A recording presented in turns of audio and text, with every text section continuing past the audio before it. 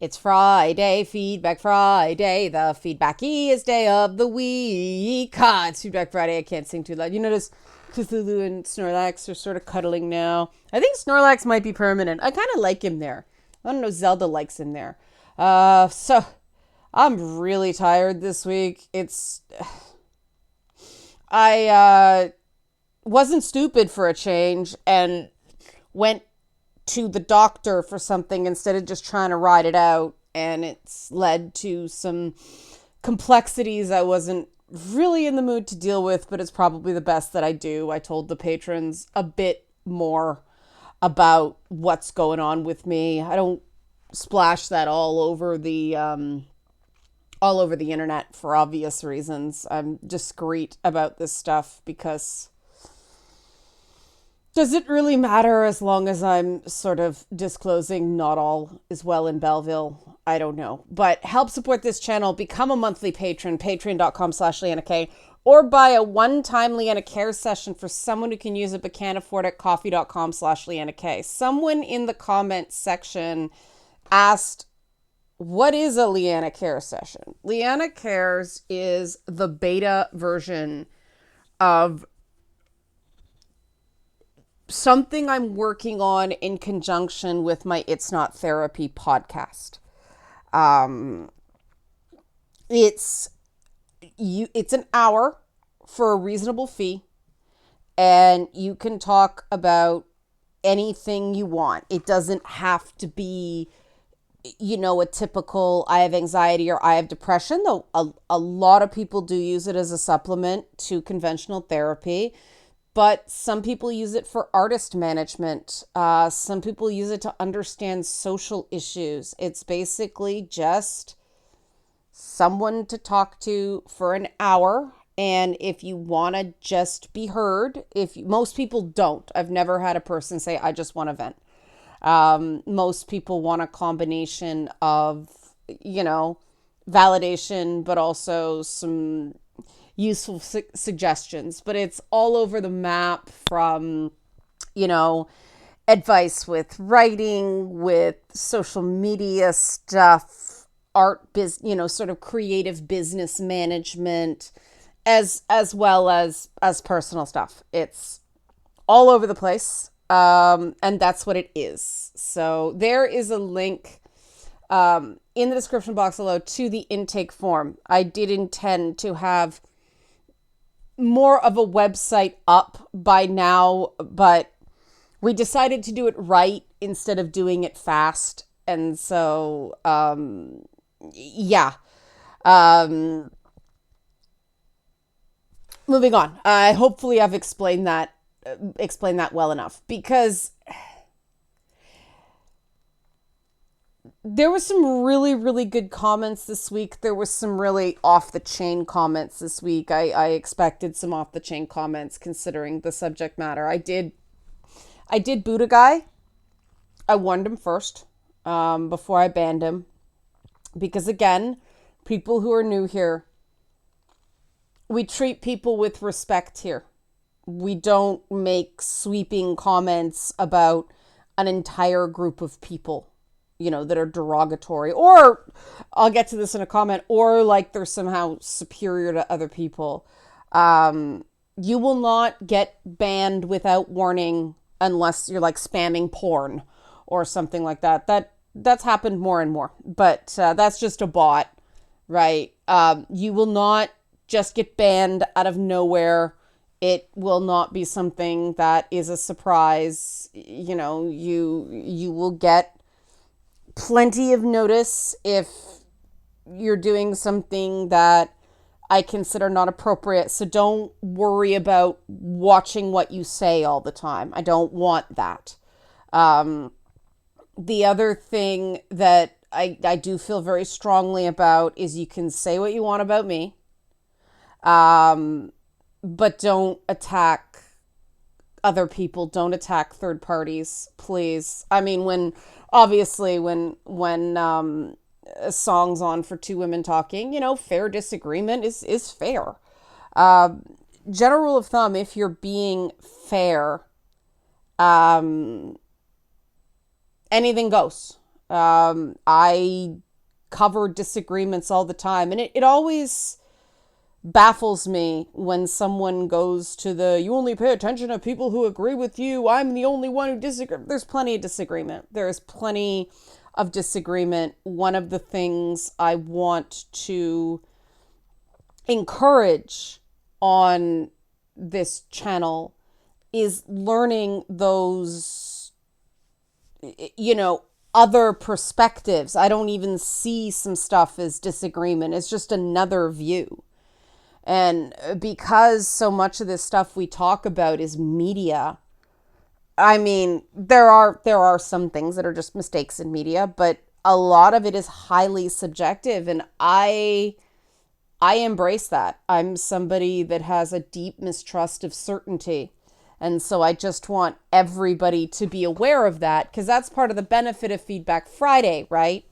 And so this Feedback Friday, I suggest it's a combination of suggestions, additions, so on and so forth. But yeah, every one of these sort of touched me in the feels in some way. And I very much needed that this week, because it's been, you may notice the dark circles under my eyes. Yeah. I don't know why I go on YouTube without wearing concealer, any sort of makeup, like skin makeup, but whatever. It's authenticity. But yeah, suggestion for Manly Monday, which I'm going to do on Monday. I would like to see a video discussing the women are wonderful mentality. This was an issue with the feminist messaging I got growing up. This idea that women do not do the stupid stuff men do. It's always the guy's fault. The world would be naturally better if women ran the world, etc. It definitely made me insecure as a man, thinking that women are just naturally better at everything, not traditionally feminine things, everything. It would be good if you made a video about it. Will do.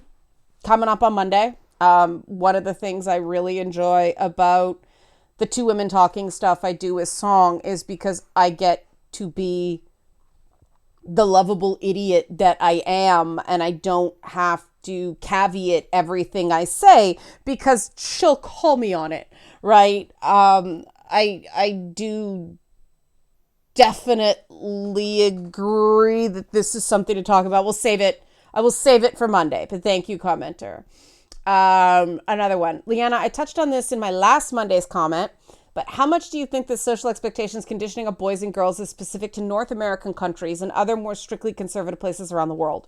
Because aside from the boys like icky things and action figures, while girls love pink kitchen sets and baby care toys, messages from toy commercials, the closest I've ever come in contact with gendered societal expectations while growing up in the 80s and 90s was from interacting with peer groups. I've known countless people, both boys and girls, who forced themselves to pretend to despise the things they loved, in some cases going as far as killing their own interests and personality to gain membership in a group of Borg-minded twats. Their words, not mine. My general experience as the lonely weirdo who didn't bow to the popular kids' whims was that those same people would meet me in secret outside of school to confess how taxing it was to keep up with all the lies and behaviors antithetical to their character, and how invaluable it was to spend time with a non-judgmental guy like me. That they'd always balk at the suggestion of simply living their true passions openly. This sort of public display of hypocrisy is rather emblematic in my country, leading the pretending normies to consider the deviants with a mix of spiteful admiration. I suspect over time this fake public normality becomes inescapable and a source of psychological suffering for those who've adhered to it for too long. Yet it really wasn't prior to the 2010s that I started encountering people who so adamantly side with such quasi-Victorian views on what makes real men versus real women in their intimacy. For as I said, this used to be hypocritical adherence to a general perspective, while in private everyone either did as they pleased or envied the ones who openly would. And somehow more often the media started preaching Butlerian gender catechism, the more entrenched and absurd those beliefs grew. Thank you, commenter. I had your comment selected last week and I ran out of time. So thank you for giving me the chance to do it again this week. The nice thing about doing the one-on-one Leanna Care stuff is I get to talk to people all over the world.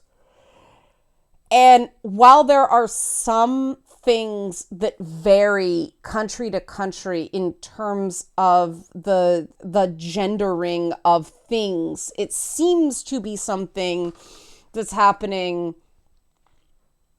definitely Canada, US, Australia, certain parts of Latin America, Europe, UK, Australia, I think I mentioned.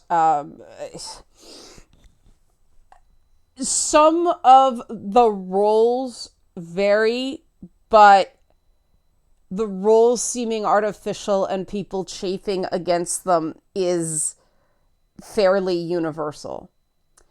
And the interesting thing is this rises and falls with time as well. I was born in the 70s. Um, and in 70, I don't remember if it was 75 or 77. Anyway, the mid 1970s was the least documented gendered toy marketing in history. And ever since then, it has grown exponentially. So you're not, sorry, grown gradually, not exponentially. You're not imagining it that this stuff has become more intense as time has gone on. Now, Butler was the 90s, I believe. Let me check that out. Gender Trouble. I'm Googling it. When did it come out? 1990. Yeah, okay, there we go. Wow, it would suck to be wrong about that. So it was already getting worse. Again, the 80s was this interesting split because we had like the whole unisex androgyny thing, but then there was also a real pushback against the sort of blurring of the gender lines in the 70s in terms of fashion and gender performance. So it's it expresses itself differently in different cultures, but there is definitely an element of complementarianism everywhere.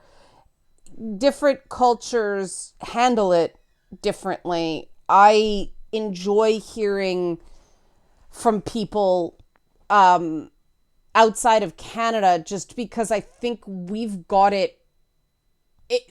we're hardly a utopia up here, but I do think we're not as far extreme as some other countries yet. Who knows? That could change rapidly. We've got stuff going on here as well. But just structurally in our country, we've managed to get certain things enshrined in the Human Rights Code. So,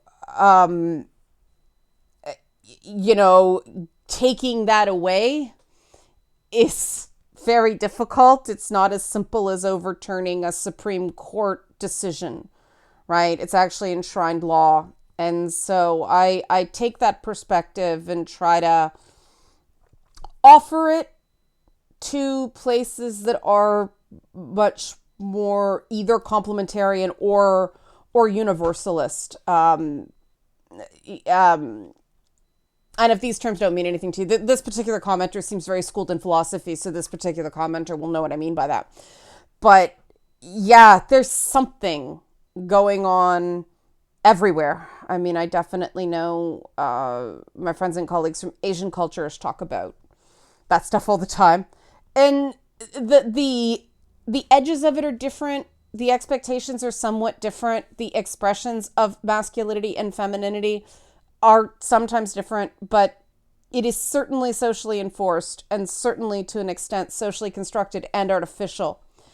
And to me, anything that denies a person's individuality as some sort of moral judgment, I think is just non-optimal, right? It's bad for innovation. It's bad for productivity.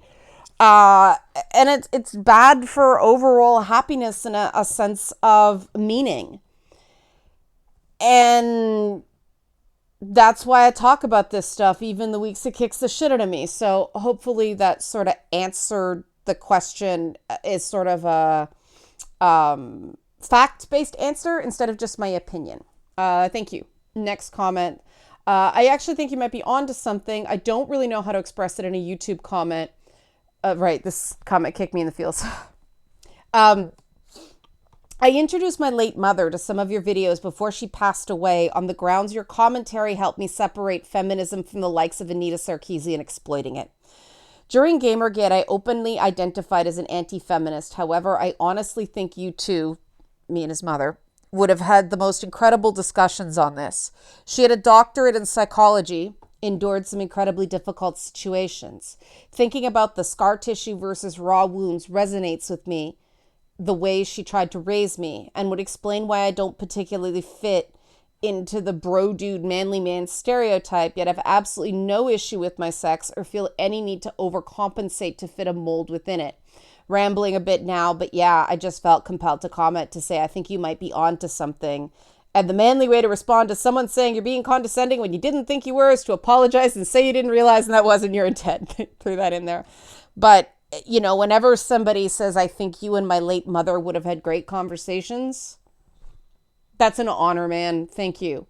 Um, and yeah, that was why I started getting into, in case anybody's interested, that's why I started getting into doing videos openly on gender for a great many years. I was working in television and I took feminist theory and applied it to a show with dancing girls and women in a hot tub that were periodically topless, and we interviewed porn stars. I stand by that. I stand by that. I think it worked really well. But I wanted my work to speak. I don't terribly like completely deconstructing something that I've done simply because the way I do things, it's done so that different people can have different opinions about things, and there's no one right answer. And I get the sense that the minute you enact authorial intent, you know, people get locked into that. An example of that is the House of the Dragon comment that, you know, one of the characters is based on a woman for Trump. And, you know, the actress said that she rejected that note. She found another way, but that has become sort of canonical, the right way to interpret something. And that's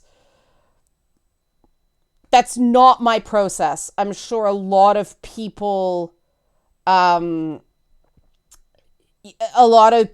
would go, yes, they've said this and so it's right. They've said that and so it's wrong. The beauty of especially like interactive mediums is people get to decide. People get to read their own shit in, because you know what? It's going to happen anyway. People come to the table with baggage and that is going through their skew. And while I do believe in objective reality, I also recognize that people are going to filter objective reality through their own personal skew on it. And so why not embrace that with content instead of, you know, fighting it and insisting, no, this is the right way to look at it and this is the wrong way to look at it. And I think one of the things that really put me off the right way, the wrong way to look at things was blanking on it. Not English literature, a comparative lit in university, and interdisciplinary studies, including women's studies. I was just like, no, if Ayn Rand wanted to write, she did write, you know, nonfiction papers when she wanted to, but Atlas Shrugged is fiction, right? The Bell Jar is fiction, right? The line, a woman needs a man like a fish needs a bicycle, was not said by, I forget who wrote that. That was a character in a story saying that. And it really drives me nuts when something has a right or wrong interpretation and that's forced on certain types of characters more than others. And I mean, one of the things that fascinates me about the show The Boys is they made that show so violent and over the top and gross that they actually managed to say some really insightful, uh, interesting, deep, nuanced things about different types of people and, the blankety blank human condition. But, you needed to explode a guy via his rectum to do that in the first season. And to me, that's just such a state of the world. So, that was a very long thing based on somebody saying that he thinks him and his late mother would have great conversations. And I just found that very touching. So, moving on. There's a lot of truth in what you said. I appreciate that you're clearly trying very hard to be clear and not leave room for misinterpretation. The whole issue does make me very glad that I'm not seeking a relationship in the current climate. I've been married for 2 decades now. This is the how to guarantee to lose a fight with a woman. The one caveat I would make, and this is addendum, not criticism, is that there needs to be a distinction between seeming X was not my intention and I'm sorry if I seemed or worse was X. I mean, if one realizes that one was X, that's a different matter. Strong people, as you've said, can admit they're wrong and change their patterns. But it's all too easy to get into a habit of saying you're sorry when you aren't wrong if it seems to be the easiest way to diffuse a tense situation. And while I suspect more women fall into that trap, men can too. Even a partner who isn't especially prone to be abrasive can fall into a toxic pattern when they put the other party into a position where they feel compelled to apologize as a way to win an argument. Ideally, the goal of an argument is to come to what is true and or workable, not just to win, even if one is holding a bad hand. And I agree with that. Fighting to win versus fighting to solve. Big difference in my mind. And I've said this before, so maybe it got lost in the video on Monday, that yeah, any apology should be sincere. It's not going to work to say, I'm really sorry I came across that way, I see your point, if you don't mean it, right? That goes without saying, but I guess it doesn't go without saying because I didn't say it and the commenter added it. So yeah, I totally agree. You've always got, I talk about this, you got to behave with honor. So you have to say what you mean and mean what you say. And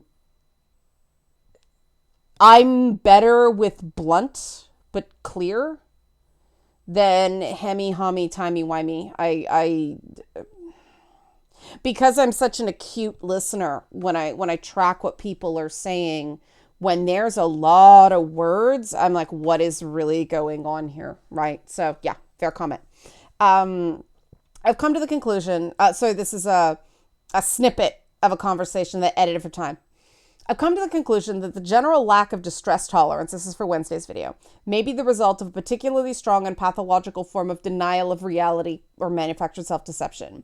You touched on nasty commenters and their toxic behavior, as well as on the negative weakening effects of political, ideological echo chambers on the psyche of the individuals trapped within them. But I feel that you're overlooking the main factor facilitating both those phenomenon and the magnitude of their current impact, although I understand that this isn't strictly part of your video's topic.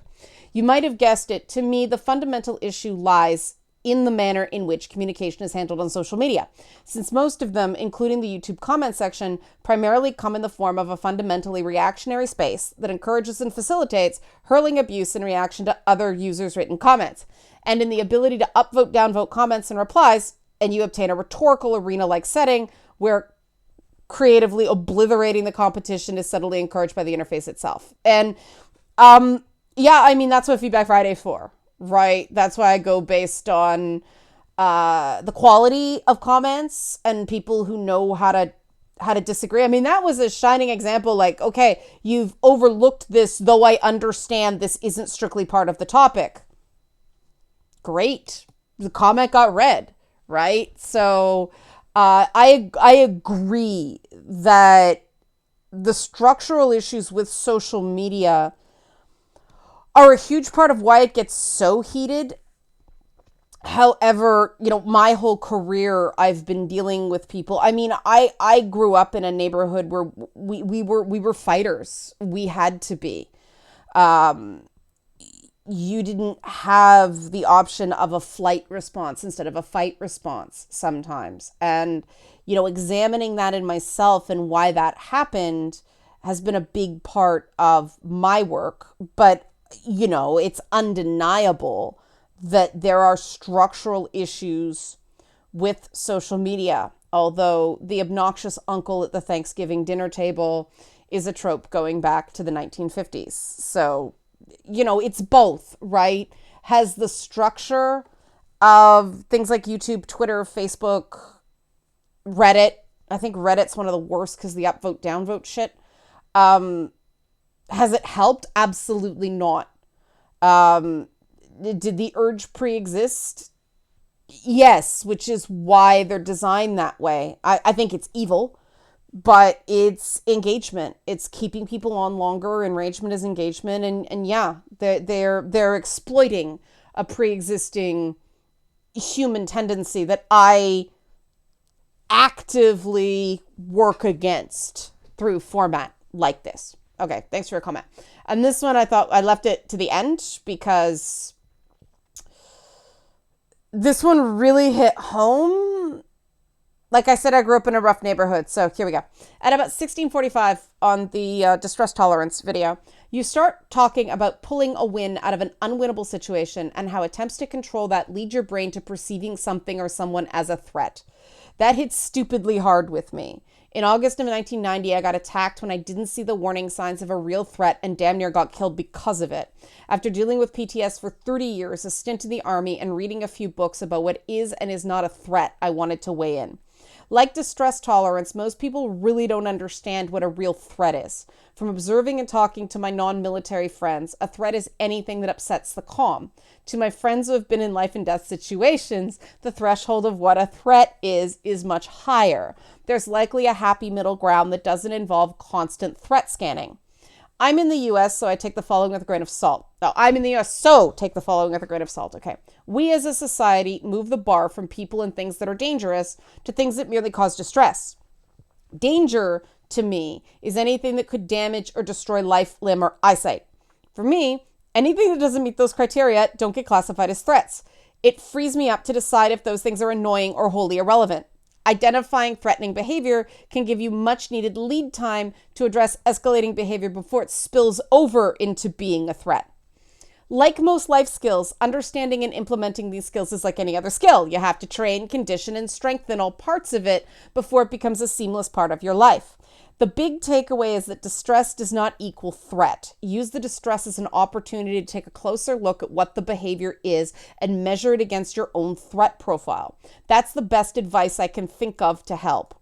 And I very much agree with this. And this is my big issue with the way reporting deals with death threats on the internet. I don't know if you guys saw that Peacock is doing a documentary about death threats against Barney the purple dinosaur.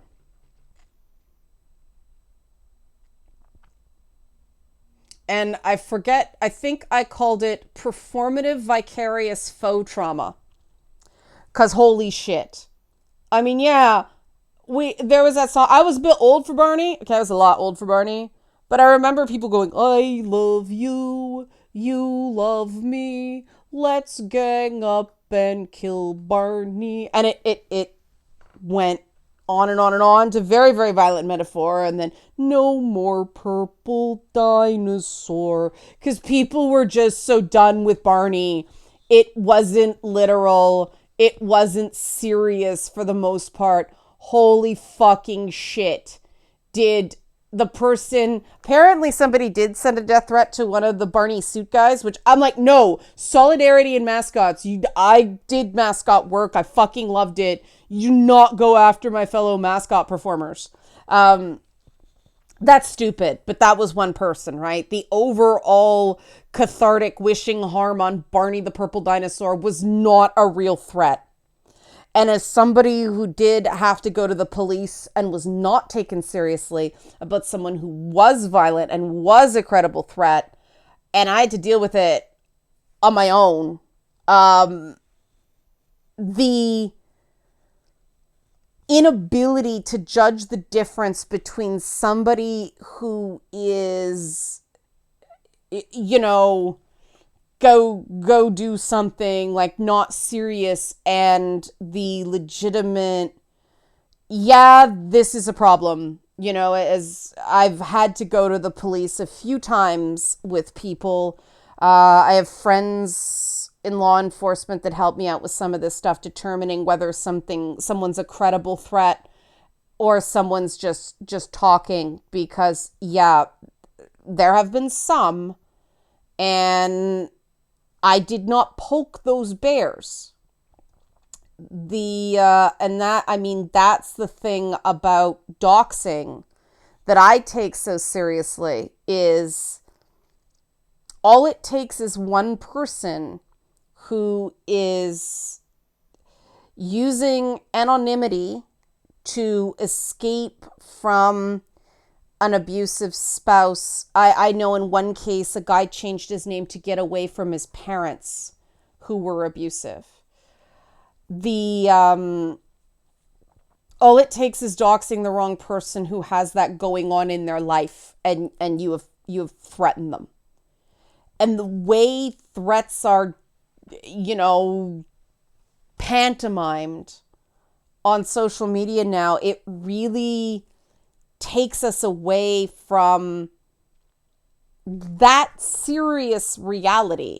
And so now you see reporters unnecessarily doxing people. I do not think that revealing the identity of certain, say, YouTubers who covered the Johnny Depp trial, for fuck's sake, I don't think that if you think that they are using anonymity to commit crimes, law enforcement should be involved. Law enforcement are the people who should take that step. The media should not be outing somebody because of their opinion on a celebrity defamation case. That's where we are.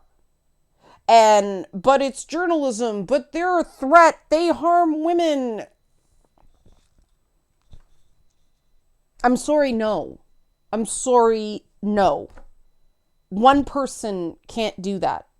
There are things, I took shit this week for saying what's going on in Iran right now should probably make some feminists realize that where women in the Western world take a piss is maybe not that important. And I got serious shit for that.